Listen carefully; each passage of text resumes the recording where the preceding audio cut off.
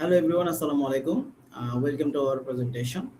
And first, my teammates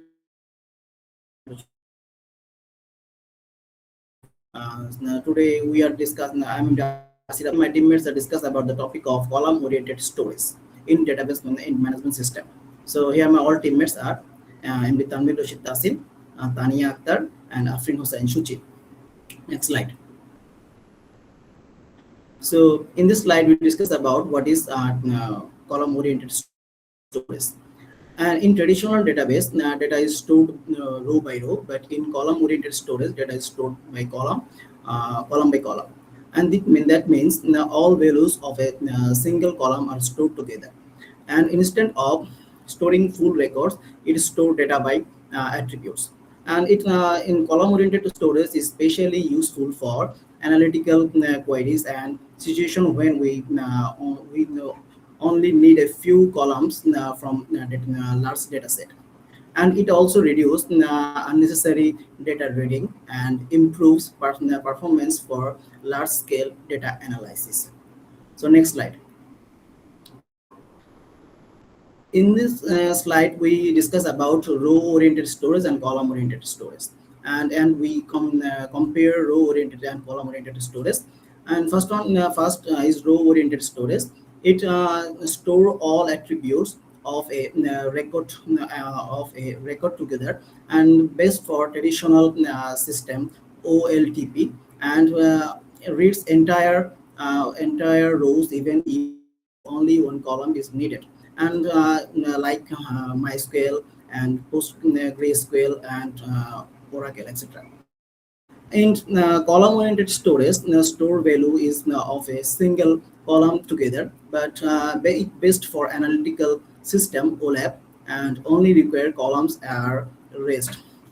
So basically, row in the storage is good for written and reading transaction, and column storage good for reading and analysis.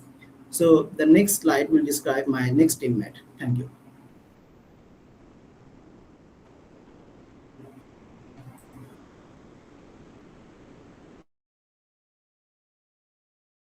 Tanvir, তোর microphone of করা। Assalamu alaikum. I am MD Tanvir Rashid Tasim, ID 2411569. So now I will discuss about visualizing memory layout. Let's visualize this with a simple example. Say we have a table with ID, name, and salary. In a row store, data sits like this: ID, name, and salary all together per record. In a column store, each column gets its own block, all IDs together, all salaries together. Now, if a query asks for the average salary, a column store loads only the salary block. IDs and names are never touched. That's the core advantage. Read only what you need. Next slide. Now I will talk about the first advantage of comparison. Because every value in a column shares the same data type, comparison works exceptionally well. If we talk about run length encoding, replaces repeated values, say engineering appearing 10,000 times with just one entry and a count. Dictionary encoding replaces long string with small integers, saving huge amount of space.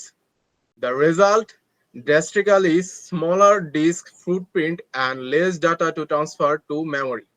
The next slide. So now I will talk about the second advantage, which is performance. This all adds up to queries running up to 100 times faster. Three reasons. One, less disk. Only the requested columns are read from disk.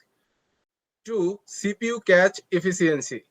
Tightly packed arrays of the same type fit perfectly into L1, L2 cache, eliminating cache misses.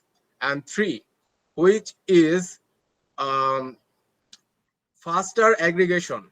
Operations like sum average executes natively on contiguous blocks of numbers. So thank you. Now my next team member will present. Assalamualaikum everyone. I am Afrin Hussain Shuchi. My ID is 2411560. Today I am going to present vectorization, which is a key advantage of column-oriented storage. Modern CPUs support CIMD. This means one instruction can handle multiple data values at the same time. Instead of processing them one by one, because column database stores similar data together, they can process a group of values in batches rather than looping through each row. This makes operations much faster.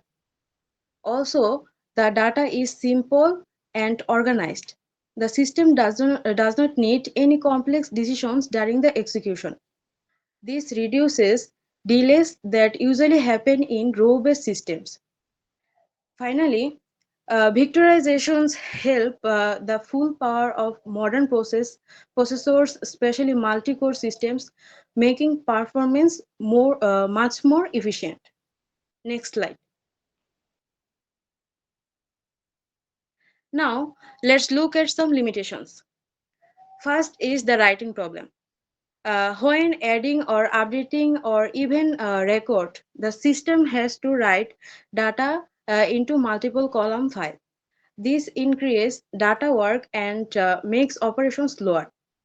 Because of this, tasks like insert, update, or delete take more time compared to row-based storage. Another issue is when we need a full record, the data is stored separately in columns. So the system must collect pieces from different places and combine them. This takes extra time and processing.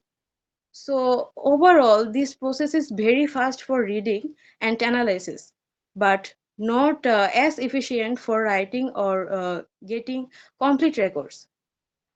Thank you. Now my next teammate will explain more.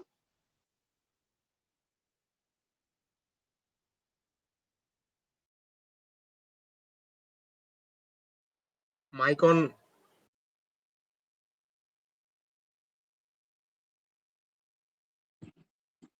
Assalamu alaikum.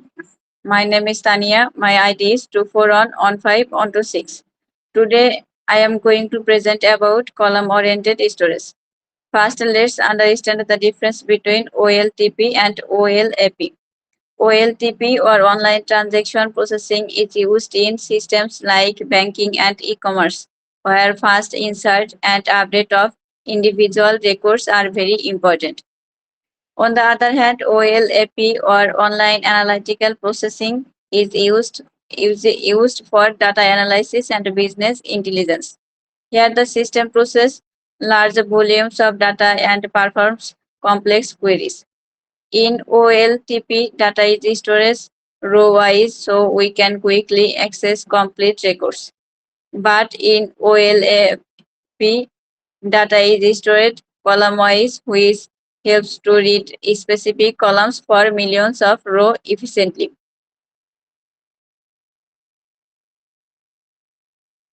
Now let's look at the same leading technologies. Apache Parquet is a popular open source column storage format used in big data systems. Amazon Redshift is a cloud-based data warehouse designed for large-scale analytics. And ClickHouse is known for its very fast real-time analytical processing.